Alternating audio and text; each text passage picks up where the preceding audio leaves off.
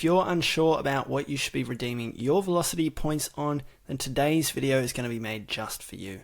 By the end of today's video, you're going to be crystal clear as to what sort of redemptions are going to give you the best value for your Velocity points and what sort of redemptions you should be avoiding. There is a massive difference in the type of value that you're going to unlock between redemptions. Some redemptions will offer just half a cent of value for each point that you redeem them on, and some of the best redemptions for your Velocity points will actually allow you to earn about 8 cents of value for every point that you redeem. Ultimately, if you're redeeming your Velocity points on the wrong sort of redemption, you could be costing yourself hundreds, if not thousands of dollars of lost value with your points. The good news is after today's video, you're going to be crystal clear, so you can now make some better decisions with your Velocity points and ensure that you're going to be redeeming them for max value. Now I'm going to get into the first one in just a second, but before I get into it, if these sort of videos are helpful to you, I would really appreciate a thumbs up, and if you also left a comment letting me know. Now that that's out of the way, I'm going to go through these sort of redemptions in order of worst value through to best value for your frequent flyer points. So to begin, I'm going to start with gift cards. Now, when I was actually doing the numbers on the redemption value that you're going to unlock if you start redeeming your Velocity points with gift cards, I actually had to check those numbers twice and then also run it through ChatGPT just to ensure that I got the maths right. But you can see here, this is on the Velocity Frequent Flyer website. If you were to purchase a $100 Coles gift card, it will set you back 21,000 Velocity points. When you do the maths on that, so $100 divided by 21,000 Velocity points, you're getting redemption value of half a cent per point. That is a terrible redemption value. I don't even think Velocity should be offering you to be able to redeem your points on these sort of gift cards, because when you redeem your Velocity points on these sort of redemptions and you're redeeming them at half a cent per point, you are essentially throwing your points away. For most people with Velocity Frequent Flyer points, you're going to have a tough enough time earning Velocity Frequent Flyer points at half a cent, let alone if you're going to give them back to Velocity at that sort of value. If you've redeemed your points on gift cards in the past, I hope this video has stopped you in your tracks and you ensure that you never do that again. Now that that's out of the way, let's get straight into talking about flights. The first one is going to be a very easy flight to find, Brisbane to Sydney. Now I've done the numbers on just a Brisbane to Sydney flight, but these sort of figures will be very similar regardless if you're going Brisbane to Melbourne, Brisbane to Sydney, Brisbane to Cairns. These numbers are going to be very similar for any domestic internal economy flights within Australia. When you're purchasing these domestic economy flights within Australia, they'll usually set you back somewhere between $100 to $300 in cash.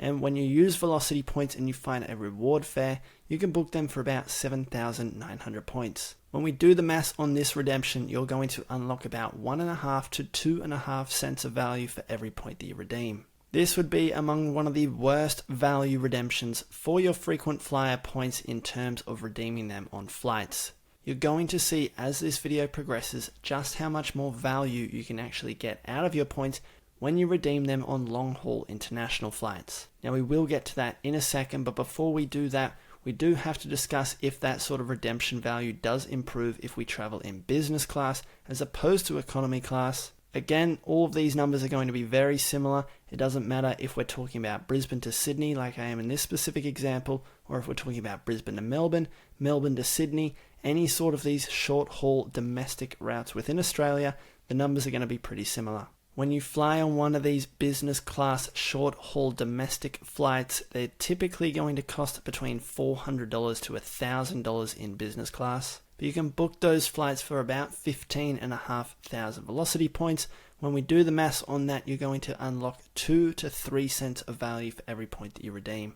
To summarize, it's a little bit better than the economy flight, but we can still do a lot better when we redeem our points. So even though this is a business class flight, and most people associate business class flights as premium, and they should be getting decent value on their points because it's a business class flight, you can see here you're only really unlocking a little bit more compared to those economy flights. So now that we've discussed all of these short-haul domestic flights within Australia, does the redemption value improve if we start going international? And one of the first destinations I want to discuss is going to be Bali. Lots of Aussies love using their points to fly to Bali. Now typically if you were going to pay cash to fly to Bali in economy, it'll set you back somewhere between $400 to $700. When we use our velocity points on an economy flight, it will typically set us back 22,500 velocity points. When you do the numbers on this sort of redemption, you're going to be getting value of about 2 to 3 cents of value for each point that you redeem.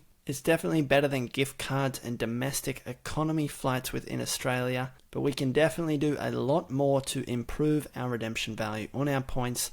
And one of the ways that we can start doing that is by combining business class flights with long-haul international trips. The first example is going to be Sydney to Singapore. This will be in a business class product on Singapore Airlines. If you were to pay cash for this sort of ticket, it will usually set you back $3,000 to $4,000. When we use our velocity points, we can redeem 74,000 velocity points and get in that same seat. When we do this, the math works out to be 4.5 cents of value for every point that we redeem. You can see here we've now done a massive jump in terms of the amount of value we're going to get with our velocity points. By focusing on longer flights in business class cabins, we're starting to really see some good value associated with our redemptions. The redemption value gets even better the longer the flights are. So you can see here Sydney to Tokyo, this is going to be on a business class product, and you can actually use your velocity points to book an ANA aircraft. Good news with having these velocity points is there's generally plenty of reward seats in business class going to Tokyo. Now typically if you were to pay cash for this sort of seat, you're paying $5,000 to $6,000, but we can just use 82,000 velocity points, and when we do the maths, you're getting 6 cents of value for every point that you redeem. I really like this redemption because as you can see, you're getting a high value per point that you redeem compared to some of those other destinations that we've talked about so far. And Sydney to Tokyo is also a 10-hour flight as well. Sitting in a cramped up economy seat for 10 hours and sitting in a lie flat business class seat on ANA are two different experiences. I love it when I'm redeeming my points for max value, and also it's going to completely change the flying experience as well. Now we can actually go one step further than that, and that's going to be flying from the east coast of Australia to Doha. For this particular example, I'm talking about Melbourne to Doha. That's going to be on a business class flight with Qatar Airways. Now the great thing about Qatar Airways is that they have their Qsuite business class product on many of the flights available from East Coast Australia through to Doha. The Qatar Qsuite product is actually one of the best business class products in the sky. If you were to pay cash for this sort of redemptions, you're looking at about $6,000 to $7,000, but when we use our velocity points, we can book those flights for 119,500 velocity points. Now this is actually going to unlock less value than that Japan flight that I just talked about. You're only getting 5.5 cents of value per point. So why have I ranked this better than the Tokyo flight? I've ranked this better than the Tokyo flight because one of the factors that I mentioned just before, flying from Melbourne to Doha is like a 15-hour flight, and flying that in economy is really not going to be ideal. Even though you're getting less value on this particular flight compared to the Tokyo flight, I associate more value on using your points on this sort of redemption because the flight is longer, which means the flight is longer, and therefore I believe business class is more needed on this particular flight. And in addition to that, you're also getting Qatar's business class product, which I favor over the ANA business class product. Now there's actually one more redemption that I love even more than this, and that is going to be Sydney to London. This will be in business class, and you can actually find flights with Singapore Airlines and also Qatar. Usually booking these sort of flights, it will set you back $7,000 to $9,000 each way, but when we use our velocity points, we can book those flights for about 158,500 velocity points. Same sort of thing with that other example. You're going to get less value per point that you use on this particular route compared to Tokyo. But like I said before, for me personally, I associate more value in having a comfortable flying experience as opposed to an uncomfortable one. And Sydney to London is almost as far as you can get in the world.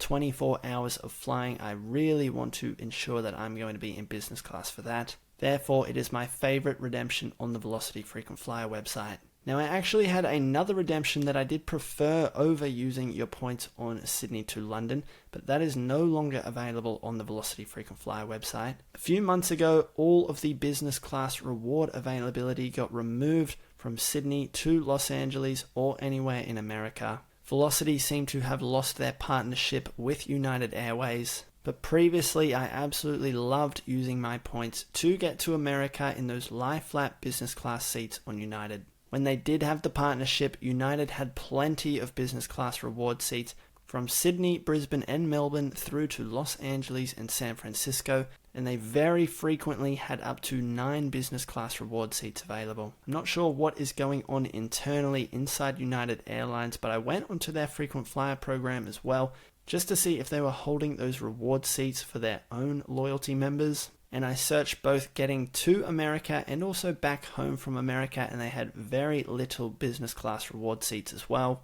So hopefully in the future, United can figure out their business class reward seat availability within their own frequent flyer program, and then hopefully we will see that return to Velocity as well. Now the whole reason that I loved this redemption, and it was my favorite at the time, was because you're getting great value for every point that you redeem. You can see here it would usually set you back $7,000 to $10,000 paying cash.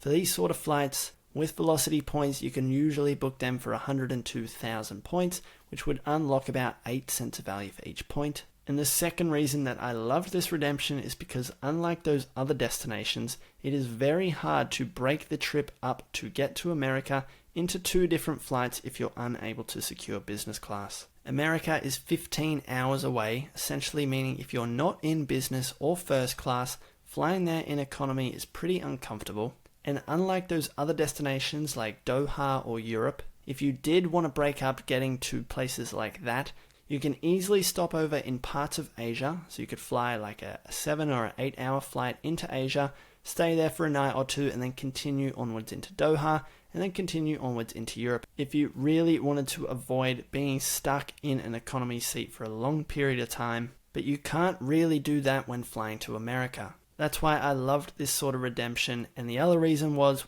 at the time when United had reward availability, they would often have up to 9 business class seats available to book, meaning this was one of those few routes where you could get the entire family in business class using Velocity points. Now that is pretty much it for the destinations that you can book with your Velocity points, particularly the destinations that are going to unlock a lot of value for every point that you redeem. If you do need help finding business class reward seats with your Velocity points or your Qantas points, that is what I specialize in, and I alert my members on Patreon every single day. I've been doing this now for 10 years. I know all the ins and outs, and I know how to find reward seats that most people can't. When I find those rare reward seats that are going to give you the highest value per point, I alert my Patreon members so they can book them before most people even know that they're out. I hope today's video was helpful. Remember, like, comment, and subscribe, and I will see you in the next one.